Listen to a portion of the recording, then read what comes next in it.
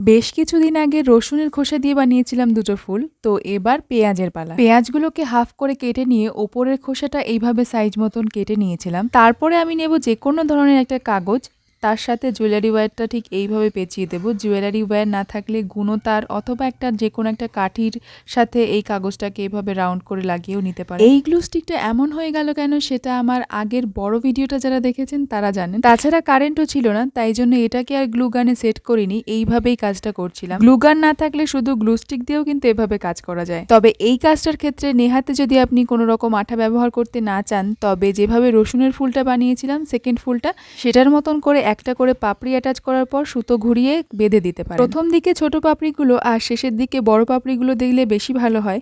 তারপর ফুলটা রেডি হয়ে যাওয়ার পর জাস্ট পদ্ম ফুলটা যেভাবে খোলে সেভাবে একটু ছাড়িয়ে নিলেই রেডি হয়ে যাবে গোলাপ ফুল।